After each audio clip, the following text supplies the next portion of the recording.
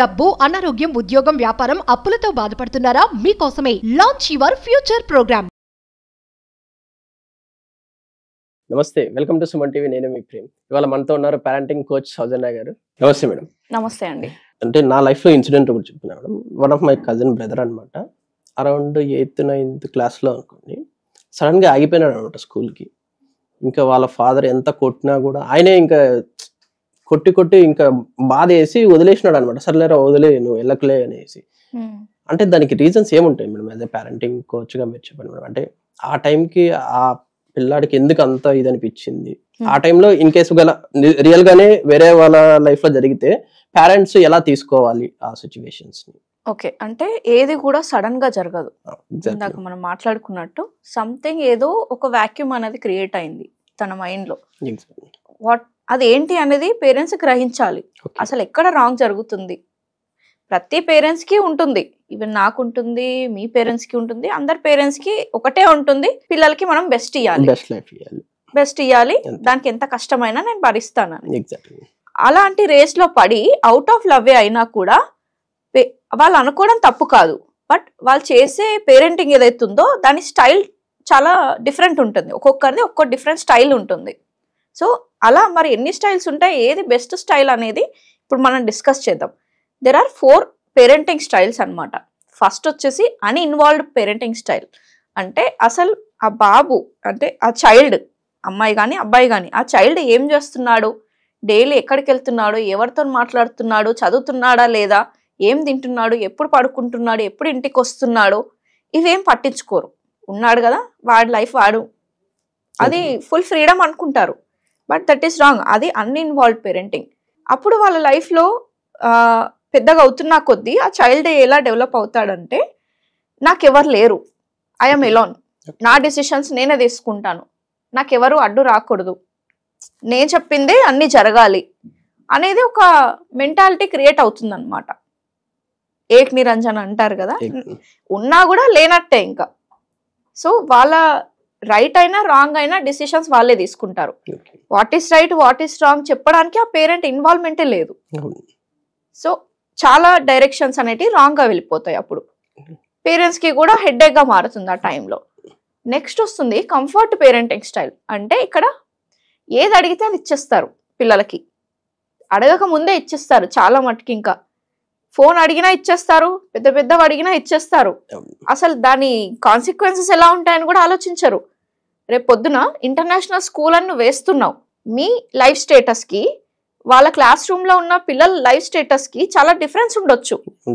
వాడు రేపు పొద్దున మ్యాక్ బుక్ తెచ్చుకొని నాకు కూడా కావాలి మ్యాక్ బుక్ అంటే మీరు ఎట్లా ఇవ్వగలుగుతారా? లేదు. సో అది ఓవర్ ప్యాంపరింగ్ అయిపోయి నెక్స్ట్ జనరేషన్ అంటే ఇయర్స్ అవుతున్న కొద్దీ వాళ్ళ మెంటాలిటీ ఎట్లా ఉంటుందంటే, నేను ఎవరో తెలుసా, ఒక రాజా బతికాడు కదా ఇప్పటి వరకు, ఇట్లా చిటికేస్తే అన్ని వచ్చేసాయి. పేషెన్స్ అనేది లేదు. ఫస్ట్ ఆఫ్ ఆల్ ఏదైనా వెయిట్ చేసిన తర్వాత వస్తే అది పేషెన్స్ అనేది క్రియేట్ అవుతుంది, ఆ థింగ్ కి వాల్యూ ఇస్తాం. బట్ ఇక్కడ జరగట్లేదు అది. సో అక్కడ ఏమవుతుంది, రేపు పొద్దున పెళ్ళైనా కూడా ఆ లైఫ్ పార్ట్నర్ ఎవరైతే ఉంటారో ఖచ్చితంగా వీళ్ళు అనుకున్నది చేయాల్సిందే అన్నట్టుగా టార్చర్ పెడతారు. రాజా లైఫ్ కదా, నేను ఎవరో నీకు తెలుసా, నాకే ఎదురు సమాధానాలు ఇస్తున్నావా నువ్వు అనేది ఒక ప్యాంపరింగ్, ఓవర్ ప్యాంపరింగ్ లో పడిపోయి ఇవన్నీ క్రియేట్ అవుతాయి. ఫ్యూచర్ అంత బాగుండదు వాళ్ళకి. ఎందుకంటే ఫెయిల్యూర్ ని యాక్సెప్ట్ చెయ్యరు. నేను ఫెయిల్ అయిపోయాను అనేది కూల్ క్యారెక్టర్ నుంచి అరోగెన్స్ క్యారెక్టర్ సడన్ గా మారిపోతాడు, కావాల్సింది దక్కలేనప్పుడు. సో నెక్స్ట్ వస్తుంది స్ట్రిక్ట్ పేరెంటింగ్ స్టైల్. అంటే పేరెంట్స్ చెప్పిన మాటనే వినాలి. పిల్లల ఎమోషన్స్, పిల్లల మాటలు పట్టించుకోరు. అసలు వాళ్ళకేం కావాలనేది పట్టించుకోరు. చాలా కేసెస్ ఎట్లా ఉంటాయనంటే, నేను డాక్టర్ కావాలనుకున్నా, కాలేకపోయినా నిన్నే డాక్టర్ చేస్తా, తనకి మ్యాథ్స్ అంటే ఇష్టం, డాక్టర్ మెడికల్ ఫీల్డ్ ఇష్టం లేదు, కానీ స్టిల్ బలవంతంగా చెప్పిస్తారు. అప్పుడు అక్కడ వాళ్ళు ఎక్సెల్ అవ్వలేరు కదా, ప్రెషర్ గా ఫీల్ అవుతారు దాన్ని. సో పేరెంట్స్ గ్రహించాలి వాళ్ళకేం కావాలో దాన్ని ఎంకరేజ్ చేయాలి తప్ప స్ట్రిక్ట్ గా ఉండి ఈ టైంకి ట్యూషన్కి వెళ్ళాలి, ఈ టైం వరకు ఇంటికి రావాలి, అమ్మాయిలు అయితే ఇదే డ్రెస్ వేసుకోవాలి, ఇలానే కూర్చోవాలి, ఎదురు మాట్లాడకూడదు, ఈ ఏజ్ వచ్చేసరికి నువ్వు పెళ్లి చేసుకోవాలి, ఓకే చదివిస్తాం కానీ నువ్వు జాబ్ చేయకూడదు, అత్తమామ చెప్పినట్టు వినాలి, సర్దుకుపో అనే మాటలు స్ట్రిక్ట్ పేరెంటింగ్ స్టైల్లో కనిపిస్తాయి మనకి. ఓకే ఏదేమైపోయినా సరే మేము చెప్పిందే వినాలి, వినాలి, మాకే అన్ని తెలుసు నీకేం తెలీదు అని వాళ్ళ ఎమోషన్స్ అన్ని సప్రెస్ చేస్తారు, అంటే అణిచివేస్తారు. అలా అప్పుడు ఏమవుతుంది, అసలు నాకు వాల్యూ ఇవ్వట్లేదు, నా ఎమోషన్స్ అర్థం చేసుకోవట్లేదు, నేను చెప్పింది వాళ్ళకి అర్థం కావట్లేదు అనే ఇంటెన్షన్లో పిల్లాడు ఉంటాడు, అమ్మాయి కానీ అబ్బాయి కానీ. అబ్బాయి అయితే ఎదురు సమాధానం ఇచ్చి స్ట్రిక్ట్గా ఉంటే కొడతావా కొట్టు అనే స్టేజ్ దాకా వెళ్తారు, అలానే వెళ్ళిపోయాడు మేడం. అలా వెళ్తారు. ఇప్పుడు మీరు అడిగిన కేసే ఇదే అనమాట. మేబీ తన కంఫర్ట్ పేరెంటింగ్ స్టైల్ ఉండొచ్చు, లేకపోతే స్ట్రిక్ట్ పేరెంటింగ్ స్టైల్ ఉండొచ్చు వాళ్ళ లైఫ్లో, ఆ అబ్బాయి లైఫ్లో వాళ్ళ పేరెంట్స్ చేసిన మిస్టేక్ అది.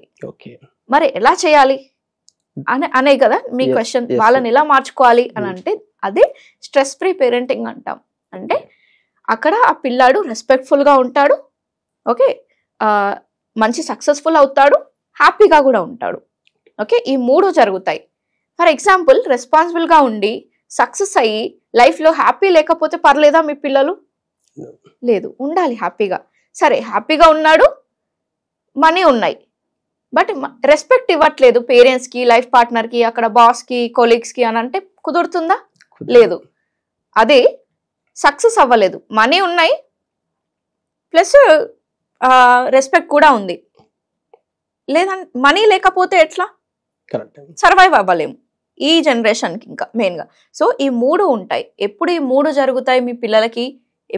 మీ పిల్లలు రెస్పెక్ట్ఫుల్గా ఉండాలి, హ్యాపీగా ఉండాలి, ప్లస్ ఫైనాన్షియల్గా కెరీర్ పట్ల సక్సెస్ అవ్వాలి అని అంటే ఎప్పుడైతే మీరు చిన్నప్పటి నుంచి ఈ పేరెంట్ చైల్డ్ కనెక్షన్ని బిల్డ్ చేసుకొని, ఓకే, ప్రతి స్టేజ్లో ఇప్పుడు టాడ్లర్స్కి కావాల్సింది ఎమోషన్ చెప్పాను, ఏదైతే దాని తర్వాత స్టేజ్ ఏదైతే ఉందో బిఫోర్ టీనేజ్ అంటే 10 years బిలో ఏదైతే ఉందో, 10-12 years బిలో ఏదైతే ఉందో ఆ ఏజ్లో వాళ్ళకి కావాల్సింది స్ట్రిక్ట్ కొన్ని రూల్స్ అండ్ రెగ్యులేషన్స్, ఇంట్లో హౌస్ రూల్స్ అంటాం, అవి పెట్టాలి. ఎందుకంటే డిసిప్లిన్ని బిల్డ్ చేయడానికి. ఇప్పుడు మార్నింగ్ 8 o'clockకి లేవాలి అని ఒకటి పెట్టుకున్నారు, హౌస్ రూల్ పెట్టుకున్నారు, అందరూ లేవాలి. ఓకే, 8 o'clockకి ఆ పిల్లలు లేవడమే కాదు, ఇంట్లో ఉన్న వాళ్ళు అందరూ లేవాలి. హౌస్ రూల్స్ అంటే హౌస్ రూల్సే, అబ్బాయి రూల్స్ కాదు. ఓకే, ఒక పర్సన్కి పెట్టకుండా ఇంట్లో వాళ్ళకి పెట్టాలి. ఇప్పుడు మీరు అనొచ్చు, డాడీ నైట్ అంతా కష్టపడి వచ్చాడు, పడుకునే టైం ఇప్పుడే ఉంది, కుదరదు కదా అని అంటే కొన్ని సందర్భాల్లో ఆ పిల్లలకి డిసిప్లిన్ నేర్పించడానికి మనం కూడా లేవాల్సి వస్తుంది కంపల్సరీ. ఓకే, వాళ్ళకి హ్యాబిచ్యుయేట్ అయ్యే వరకు మీరు లేవాలి. ఎప్పుడైతే హౌస్ రూల్స్ క్రియేట్ చేసుకుంటారు కదా, ఒక డిసిప్లిన్, పేషెన్స్ అనేటి బిల్డ్ అవుతుంది. ఆ హౌస్ రూల్స్ పెట్టిన తర్వాత కూడా చాలా మంది ఏం చేస్తారంటే హార్ష్గా చెప్తారు, ఇది నువ్వు ఖచ్చితంగా ఇవి పాటించాలి, మేం చేస్తున్నాం నువ్వెందుకు చెయ్యవు అనేది. ఓకే, అలా చేయకూడదు ఎప్పుడు కూడా. నానా మనం ఇంట్లో అందరం యూనిటీగా ఉంటాం కదా, అందరం ఒకరికి ఒకరం రెస్పెక్ట్ ఇచ్చుకుంటాం, అలా ఇవ్వాలి కూడా, చెప్పడం కాదు. మీరు మీ లైఫ్ పార్ట్నర్కి పిల్లల ముందు రెస్పెక్ట్ ఇవ్వకపోతే వాళ్ళు కూడా ఇవ్వరు. మమ్మీని డాడీని ఎదురు సమాధానాలు ఇవ్వడం, వాళ్ళని కూడా కొట్టడం, చాలా మంది కంప్లైంట్ చేస్తారు కొడతారు మమ్మీలని అని, మా అబ్బాయి నన్ను కొడతాడు, చూస్తారు కదా. ఇవన్నీ కూడా ఎందుకు?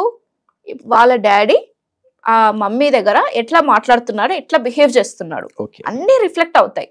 సేమ్ ఫాలో అయిపోతారు, కాపీ పేస్ట్ డిట్టో అన్నమాట. ఎట్లా బిహేవ్ చేయాలి కూడా మీరు ఒక డెమో లాగా వాళ్ళకి చూపించాలి. మమ్మీ ఉంది, ఫర్ ఎగ్జాంపుల్ ఒక కాన్ఫ్లిక్ట్ వచ్చింది, న్యూస్ పేపర్ ఉంది అనుకుందాం, మమ్మీకి న్యూస్ పేపర్ కావాలి, డాడీకి కూడా న్యూస్ పేపర్ కావాలి. ఒక సినారియోని మీరే క్రియేట్ చేయాలి. ఇఫ్ ఇన్ కేస్ మీ పిల్లల్లో ఒక చేంజ్ని తీసుకురావాలి.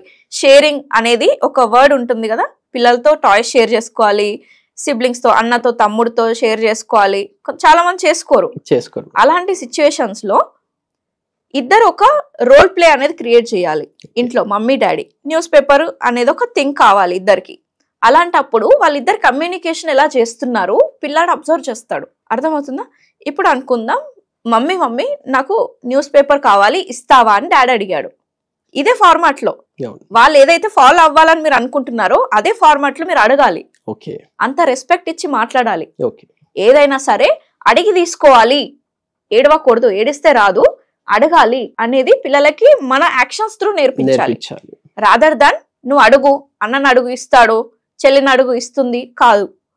ఓకే, ప్రతిదీ కూడా ఎందుకు అని అంటే సైకలాజికల్ గా చూసుకుంటే వాళ్ళ బ్రెయిన్ అనేది మీరు చెప్తుంది వింటారేమో, కాకపోతే ఆ మిర్రర్ న్యూరాన్స్ అనేటివి ఎక్కువగా ఉండడం వల్ల చూసింది మరి చూసిందే ఎక్కువ నేర్చుకుంటారు అనమాట. ఓకే. అబ్జర్వ్ చేస్తారు ప్రతిదీ. అర్థమైంది. చెప్పింది విన్నా కూడా వాళ్ళకి అర్థం కాదు, మీరు చూపించాలి దాన్ని ఎలా ఇంప్లిమెంట్ చేయాలి అనేది. సో పేరెంట్స్ అక్కడే మిస్టేక్ అవుతుందన్నమాట. ఇప్పుడు మీరు చెప్పిన సినారియోలో సో ఈ కనెక్షన్ బిల్డ్ చేసుకొని సర్టెన్ ఏజ్ వచ్చిన తర్వాత what is good what is bad చెప్తే వీళ్ళకి అర్థమవుతుంది. ఓకే. అంటే ఇప్పుడు అమ్మాయిలకు రెస్పెక్ట్ ఇవ్వాలి, లేకపోతే ఫుడ్ వేస్ట్ చేయకూడదు, పడేయకూడదు, మనం ఎక్కడెక్కడి నుంచో వస్తుంది ఆ ఫుడ్, దీని వెనకాల ఎంతమంది కష్టపడ్డారు ఈ ఫుడ్ వెనకాల, ఇది ఈ సీడ్ ఒక్క అన్నం గ్రో అవ్వడానికి ఎన్ని డేస్ పడుతుంది, దానికి ఏమేం కావాల్సి వస్తుంది అని లాజికల్ గా మీరు ఎక్స్ప్లెయిన్ చేసినప్పుడు వాళ్ళకి అర్థమయ్యే స్టేజ్ వస్తుంది కదా. Second class, third class, fourth class, అప్పుడు లాజికల్ ఆన్సర్స్ తో పాటు ఇలాంటి మంచి ఫుడ్ పైన రెస్పెక్ట్, అమ్మాయిల పైన రెస్పెక్ట్, అమ్మ పైన రెస్పెక్ట్, డాడీ పైన రెస్పెక్ట్, ఇవన్నీ లాజికల్ గా చెప్పడానికి ప్రయత్నించాలి మనం. రాదర్ దాన్ బూచోడొస్తాడు, దయ్యం వస్తుంది, ఇవన్నీ ఇల్లాజికల్, రైట్? మరి డాడీ కూడా మమ్మీ కూడా లేట్ పడుకుంటుంది, వాళ్ళని ఏం చెయ్యవా అనే క్వశ్చన్ ఉంటుంది కదా ఏదో ఒక రోజు. కన్ఫ్యూజన్ క్రియేట్ అవుతుంది. ఏది ఉన్నా సరే క్లియర్ గా చెప్పండి, క్లియర్ గా సింపుల్ గా చేసుకోండి, మీ లైఫ్ ని కాంప్లెక్స్ చేయకండి.